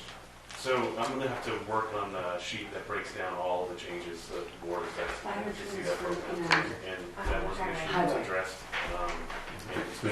That was a rather critical component. I mean, as far as making it a productive department. Right. Yeah, I'll have a presentation to break down all of that. Yeah, and Scarlett, yeah. Milt, you aren't privy to that, are you? No, I negotiated the police contract. so Privy to the question, but I wasn't part of that negotiation. Because I mean, at least in my mind, that would be a critical thing in terms of being able to support this. I do know that the call company has been covering quite a few of the openings that are there, and have been I mean, haven't, that's right. when we were short. But the question is, it's fine to have them do it when you need them. The point we were on was having it as part of the structure so that they could do it on a more active basis, on a continuing basis, and also would hopefully help for recruitment for that, for the call company. Yeah, we got into quite a bit of minutia over that, and I just don't want to comment and give you the wrong information. One of the things was we were talking about certifications of call company and we do a shift coverage. let's find out the certified amount to be able to work. You're on target. Gotta have those. Yeah. Okay, so Karen, so in 17, 18, First year. which is 9 months, right? It's 9 months. Yeah. The wage increases come up to a total of $15,966 and change. We have adjusted some insurance premium shares and adjusted and offered a different insurance plan. The overall savings the first year is $3,426. Then we have some increase in uniform cost. We have 6 fire department employees. The increase is $50 per year. There hadn't been an increase to their uniform budget for a very long time. So that cost is $300 the first year. The other department increases, which include the highway and transfer station, is bumping up the allowed amount for the safety toe boots. Doesn't mean that every employee will take advantage of it, but there are 10 employees, so that's $500. The fire department, we have an on-call stipend for Sunday only. One full-time firefighter has to be available on call and be able to come right to the station so they can't leave the area. And they will receive $50 for that one day as being on call. Over and above their overtime pay. Right. Should they come in? If they are called in. But they will receive. Otherwise, they wouldn't. They would just receive the $50. Right. Right. And that allows us to have one full-time, well-trained person on the truck and have the call company available to be pulled in as well. So the total for the first year on the Ask For Me contract is $15,319. And I will be confirming my numbers because I run these yesterday, but I want one more overlook of them. And that average cost is about $957 per employee that's under this contract. I consider that a very reasonable amount, considering previous ones were a lot higher contracts. Can I ask you a quick question?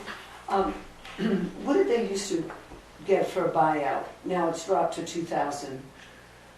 The buyout on for the union employees was $3,000. Okay, so it's gone down. So for the new hires, it's $2,000. Okay, but the regular people still get the $3,000. The grandfather. The grandfather folks. Gotcha. So in year 2, we're looking at another increase in wages, of course. And then, of course, we have the January to March that has to be factored into this. And so I've included those two numbers. The 9-month wage increase is $15,470. The January to March calculation is $5,322, and that includes all benefits related to wages. And then there is an adjustment. The employees will be paying more of the share of the premium on health insurance. So I expect a savings of $4,996. The total cost, and I wouldn't be including uniforms or the call stipend because it's not something new in the second year. It's only the first year. So it carries over the second year, but it's not a new additional cost. Total cost for the second year of the contract is $15,796 and change. Average cost per person in the contract is $987.27. In the year 1, you've got the wage increase is 2.58%? Yes. And what's the percent attached to the step? The step is 2.5%. So that's actually, so They're getting the 2.5, it calculates out to 2.58 for what their current earnings are. Including the step. Yes. So does everybody get a step, or not everybody gets a step? Everybody gets a step. But that's included. This figure is something that I worked on with the attorney. So So the step is 2.5%, the wage increase is 0.08? the step, which includes, is their increase, is the 2.58. Okay, so But the this, difference between the steps is 2.5. okay, but in this year, the step is 2.58? Yes. So there's only a step in first year, there's no wage increase per se. Everybody's just moving up a step. Yes. And the step is 2.58. In the second year, there is no step involved, and The it's a difference straight is 2.5%. And I guess the reason why one year's a step and the other one's a, It's important to have those steps be redefined ever so often. Otherwise, you have steps that are so out of, you can go 10 years without increasing the steps, and then when you have new hires, you can't attract qualified people because your beginning pay is so low. So it's really good to do a step or do a step and then do a step adjustment without advancing up to the next step. Do you understand what I mean? yeah, that's right. So in a given year, you just increase the wage, which increases Right. the starting salary. Right. And everything moves up and it becomes a more, I think, an attraction to work in our department. Can I ask another question? On the insurance premiums, I noticed that they went up to 14%, ultimately the next year to 16%. That's what the employee pays of their policy and their spouse if they select Yes. the policy Yes. of their spouse. So if it's $1,000, I'm just picking a figure, they pay $160. They'll pay whatever the Whatever that 14% percentage is. is. Pretty good deal for them, isn't it? So, Mr. So- Chairman, just to recap everything, I don't know how much more Karen has, but we do have an airport, and I think we do have a meeting at 6. Yeah, So, well, I have some good yeah. I'm meeting in my kitchen. So I don't know how much more you have. I have just another draft of the warrant articles. We've deleted one, we've reduced some of them. We're trying to fine tune our numbers from what we're hearing, so we've got this we'd like to hand out if we could. I would want to say to you as a committee, selectmen haven't decided, and we would be looking for your opinion as to whether or not we should have warrant articles. I think Joel made a great presentation, but the selectmen will make the decision whether we put the trucks, police car, whatever we're going to be asking for in terms of big ticket items in the operating budget or as separate warrant articles. We clearly need your collective thinking here. The option of having the warrant articles gives people the ability to vote yes or no on a truck. But when you have 20, 30, 40 warrant articles, you lose track of how much you're building up to, which is the argument for keeping it in the budget. The risk to the town and to the school is that the budget gets so big that you go to default because people I don't vote think for it. that So.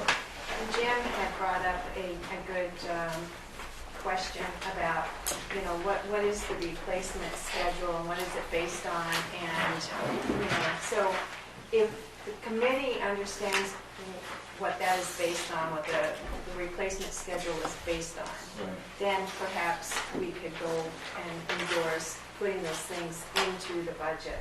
But I think we do need to, I think Joe did a great job of reviewing this, but we do have other fleets, other departments that have other fleets.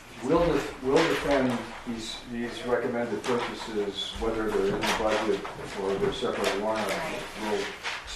We'll speak to what Joe spoke to tonight and defend those purchases. But there's as you know, there's two ways to do this. Right. And we are trying to reduce the number of warrant articles, given last year's 43. So that we try to do. We're already at, 35 here? Thank you.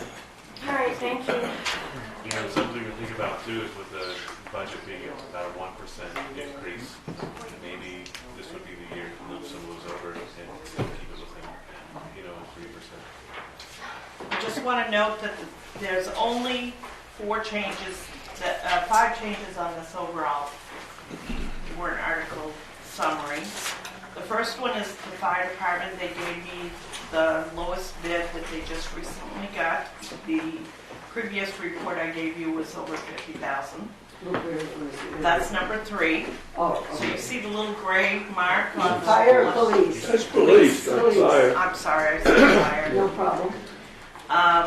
Then number 5, the highway department, I factored out if we did a 3-year loan, and I'm just using some estimated numbers. The first payment would be due that first year. What we've been doing is doing 3-year loans. We do a first payment the first year. It's very low interest, and then we have 2 loan payments thereafter. So they're short-term loans for a decent vehicle, and they're not hurting the taxpayer dramatically all in 1 year. So you're talking about fire now, or you're talking about Highway number 5. Okay, the highway, Joe was just talking about a... Different truck, and we haven't communicated yet. But he said 100, didn't he? Yeah, so this is actually talking about one of the international trucks we replaced, so that's... But that was just an estimate on your part. We originally had 140,000 in this, and I hadn't talked with Joe to find out that he changed to a different truck yet. So it was a fact that I hadn't heard what we were. Tell me about offset. That means that we're taking a loan. Just a loan. Yeah, they're gonna have to make it quick. Yeah, The airport. we gotta leave them some time to make it good. Yeah. Okay, I well, only got just that.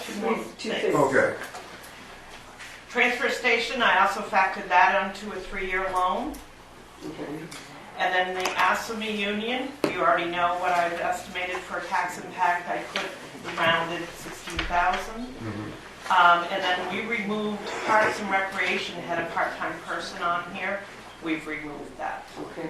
So, just very quickly, because we have the airport, can we go over this in more detail Thursday? And I know that we're going to be meeting with the school, but this is a part of the broader picture and the final numbers. Maybe half an hour earlier or something.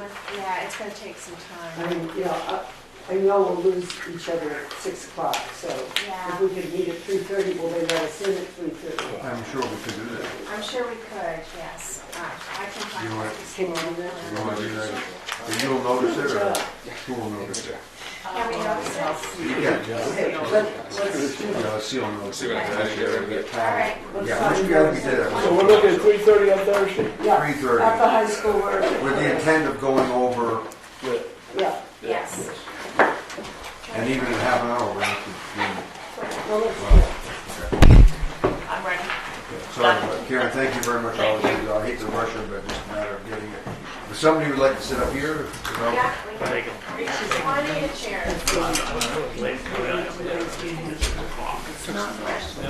bring yourself. Totally, that's your level. Trust, triple net, you rented it and you paid all this. You're paying combination, you're paying for whatever, heat, maybe water, whatever. Can I move my rest? Nice job, Karen. Welcome. If you could introduce yourselves. Yes, I'm Jim Mason, the representative for Littleton at the Whitefield Airport. This is Jim Ash, the chairman out there, and this is Wendy Hersom, our secretary, who will be making the presentation. Good evening, everybody. So the airport, I'm assuming everybody knows that Littleton is one of the member towns to the intermunicipal agreement that runs the airport. Currently, the member towns are Littleton, Lancaster, Sugar Hill, Dalton, and Whitefield. The money that we're asking from the town of Littleton is pretty much dictated through the IMA and our budget. So we put together a budget, and then each town pays a portion of that budget after our revenues are taken into consideration based upon a per capita formula. So I have a copy of the budget for Wansville, actually. And you'll see like the first part are the proposed amounts for expenditures for next year. The second section is revenue, and then on the next page you'll see and I'm sorry that I printed out the first line on the second page is the totals, but I apologize for that. But then you'll see the IMA shares for each town. Next one, huh? What is that? You don't come with that. Intermunicipal agreement, sorry. Burning one. It's the intermunicipal agreement that all the towns ratified in 2010 that sort of got everybody on the hook for this. So one thing that I want to make clear to everyone is this year the commission had a major overhaul and is actually being run pursuant to the intermunicipal agreement. There is an agreement that sort of dictates how the commission is supposed to run. We have 8 commissioners. The only person that is on the commission from years past is Mr. Ash. The rest of us have all joined within the last year. There were a number of people who, frankly, the clarity of whether or not they were legally membered, like commissioners, is a problem. But we have taken care of that, and now the commission is appropriately being run according to the agreement. So the other thing that has come up was the commission had a bookkeeper that was primarily being given their tasks through the prior volunteer manager. We've sort of taken that back over to get some numbers to really operate the airport the way it should be. So you'll see on the proposal, the expenditures through October, I have to apologize for. There were a few bills that did not come in the mail, and when we did our budgeting process, we hadn't received those yet. So this is not exactly accurate for a 10-month period. There's about $3,500 that is unaccounted for here because, for example, we didn't receive 2 months worth of electric bills due to a mailing glitch.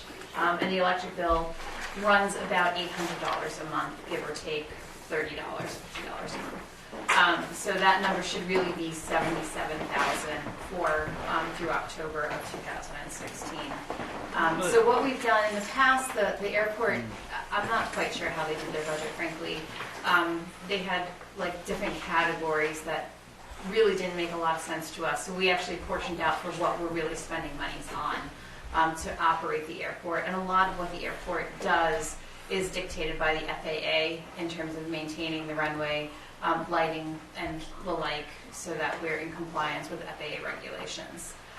So just going through the numbers, what we're looking at for next year, our total budget is $89,550, which is down about $3,000 from the year before. A good portion of that is it's down because of we've taken some of things that they were spending money on in the past in-house and are doing it through the volunteers that are on the commission. So if you go through the numbers, I mean, everybody can read them for themselves, but essentially the only numbers on this page, which frankly are guesstimates, are plowing, because we can't predict snow. I mean, there's just no way to do that. We've looked through, I've looked through the Fairbanks Museum website that tracks snow over the last several years and just sort of took the number of snow events and based it on that. But I think everybody knows, like last year we were really light on snow, but 4 or 5 years ago we had, mountains of snow. And unfortunately, the FAA, again, regulates how often we have to plow the runway, so we have to do it. So what we did to come up with the plowing numbers, we essentially took the number of hours it's going to take to pay somebody to pay to run the tractor, also the number of gallons you're going to be using fuel, and essentially said we're going to have 3 weather events over the course each week of the winter, and that's how we come up with the plowing number. That could be a give or take number, because again, depending on snow, I can't tell you for sure what that's going to be.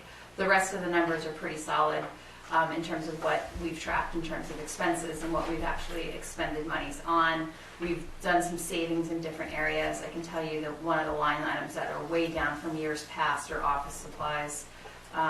We just don't need them. The way they were, I mean, literally they were $2,000 2 years ago, and for the life of me, I can't figure out why. The other thing, there's a line here that says other, and I will explain what that is. That is, we are looking at putting in a camera system at the airport. And essentially, if anybody doesn't know, the airport does not have any employees. We contract somebody to do plowing, but other than that, we have nobody who works out there on a regular basis. And the problem with that is it makes it really difficult to collect fees. So what we're looked at doing is putting in a camera system which should be able to catch tail numbers of planes, which are all the planes are registered to the FAA. You can find out who owns them. And that should enable us to send out invoices for collecting of fees. I spoke with Mike Moriarty, who is the operational manager down in the Keene Airport, who's a super nice guy and has actually offered to help us install the camera system. And he estimated it's going to be $1,300. Again, the budget was done prior to having that, before I was able to get a hold of him. But we're hoping that that will boost some of the airport fee revenues as well. So it's an investment that's certainly worthwhile. Also from a legal perspective, it's helpful. You know, if there's any kind of incident that somebody then blames the airport for, let's say they got bad gas. I know the Keene Airport had that come up a few years ago, and it turned out that the person who blamed Keene for getting the bad gas never bought gas at Keene, and they used that through the security system. Just going on the airport fees, because we have just a few minutes here. I think the expenses, thank you for sharing that, but I think the concern that most of the people on the committee have is how your revenues and how you are adjusting your revenues and the number of people that use the airport. Because it seems like between fuel sales and town appropriations, that is basically where the majority of your revenues are coming from. So those people that are actually using your airport, you have like $1,000 here. It seems awfully low. And you're right, it is. But again, the problem is in order for us to collect fees, if there's nobody physically present, it makes it difficult for us to collect fees. And we're in a quandary because in order to, if the towns want us to collect fees, that's fine, but then we have to hire somebody to sit there to then, you know, be able to collect the fees and charge the fees. So, and the problem becomes is the amount of fees that we can collect off of people who are using the airport are going to be less than paying somebody to be there. Because unfortunately, and we did have a camera system out there for a couple of weeks as a test to see if this would be a workable idea. The airport is used at odd hours. There are people who fly in at 8 o'clock at night. There are people who fly in at 8 o'clock at I night. totally understand that, but this is my, okay, I play devil's advocate here. Sure. So this is my thing. We, the town, are supporting people that are using your airport who are not paying. Okay, it's not our airport, it's everyone's airport. Well, Let me it just... is, but using the airport, we'll put the airport, that aren't paying, and then it goes back to the towns for the appropriation. So I think we want to see a little bit more of adjustment there on that. Okay, and with all due respect, I have no issue doing that, but if somebody can give me a solution to that problem, I would love to hear it, because again, hiring somebody No, to... but you think you have a solution? You can. Well, I think cameras will help, are going to be helpful. Understand these fees, what we're talking about, are typically things like overnight fees and corporate landing fees and things where somebody really has to be present and to interact with the crews. We understand that. We totally understand that, but we're Right. also saying we're playing devil's advocate here on the town Is appropriation. $1,000 Yeah. on this other, you think that would do enough for a camera to make it worthwhile?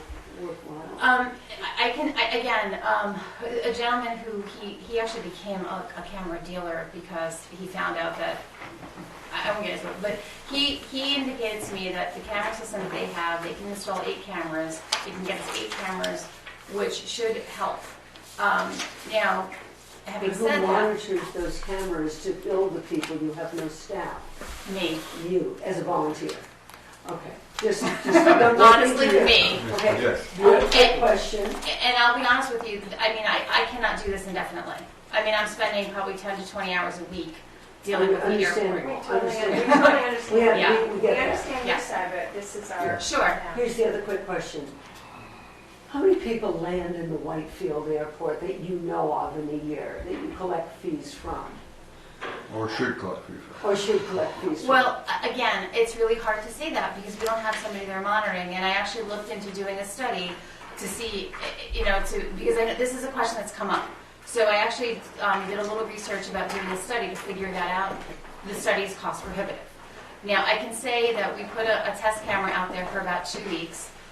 It was our public works director who did it for me in Whitefield. What it does is it alerts the phones. It goes through your cell phone. And I got a text message from him after 5 days going, holy crap, I can't believe how many people are actually coming in and out of this airport. So, I mean, it was fall, so that is one of the busier times. People? Is that 200 people? I would say in that time frame, my phone probably got alerted in 5 days, 80 times.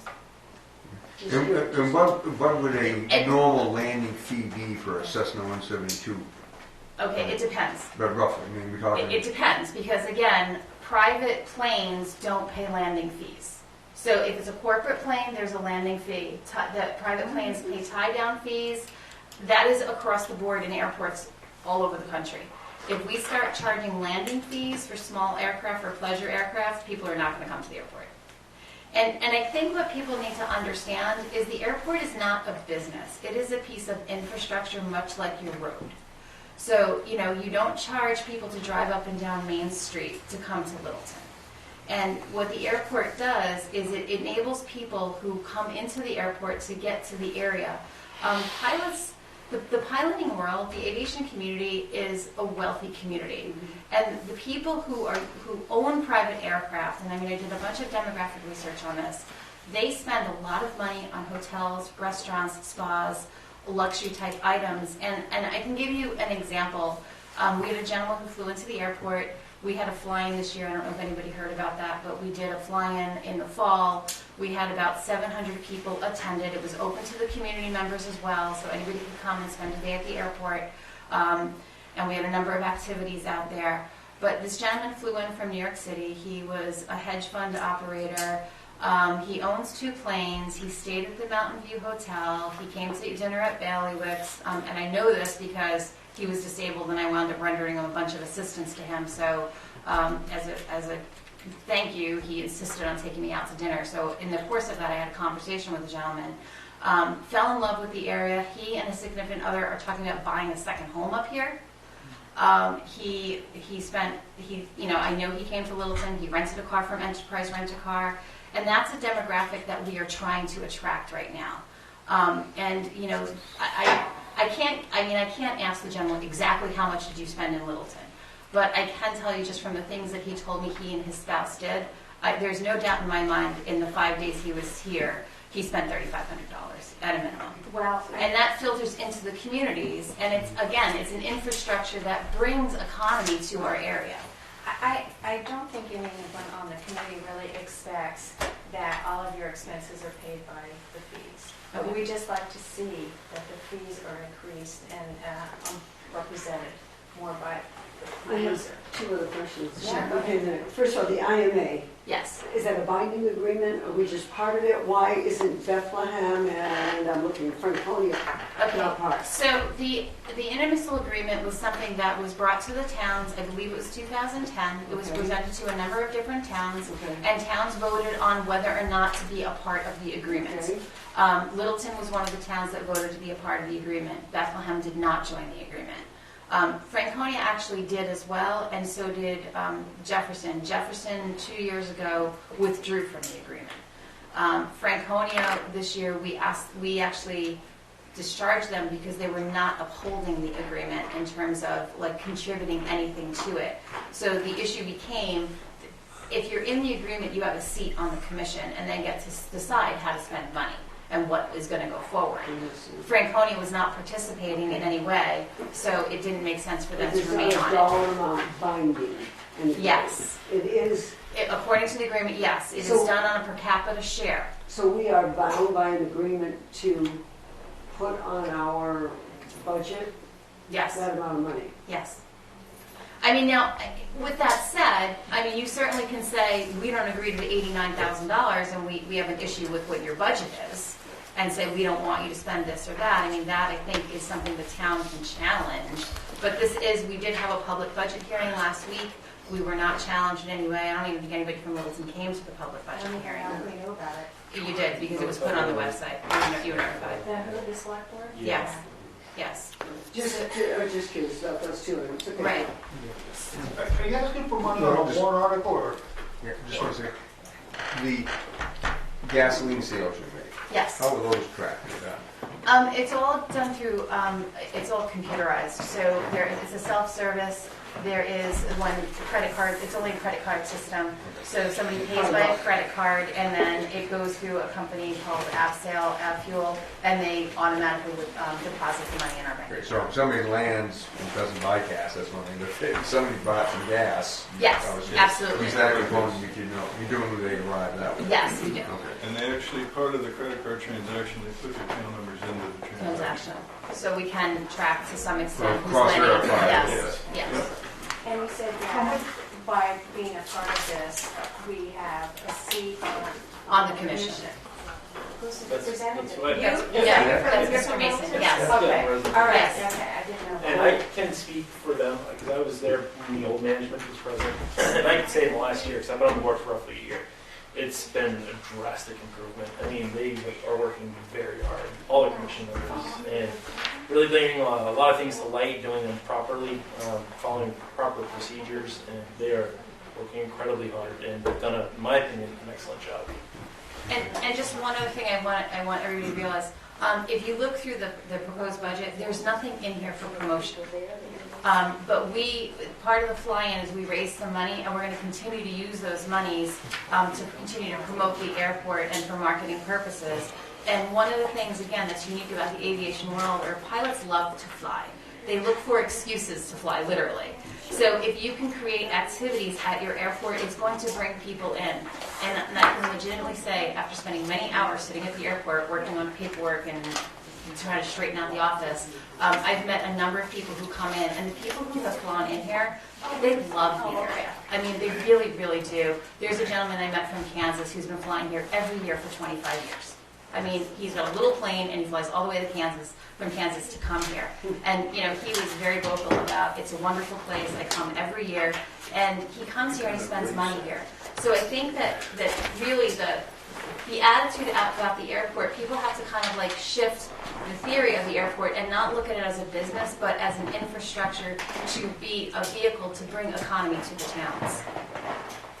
Yeah, it is. I understand what you're saying, but I also have to hear what we're saying. And we do hear what you're saying, and we are trying to find a creative way to deal with the fee situation, because again, the problem becomes if we have to hire somebody to sit there to collect the fees. I think they're trying with the cameras.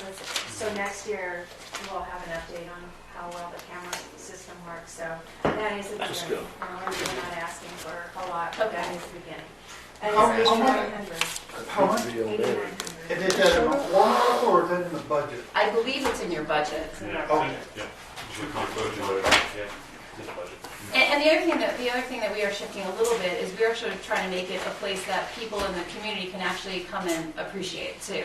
By doing like the flying, we had like a large-scale model aircraft, trains display. We had a tractor show, and like I said, we had over 700 people who came throughout the day, and it was free. I mean, it didn't cost anybody to come out there and spend the day. So if you look at it from a different perspective, it literally costs each resident of the town of Littleton $1.47. We appreciate your presentation. We need to break up the party so early, but we have to leave this together.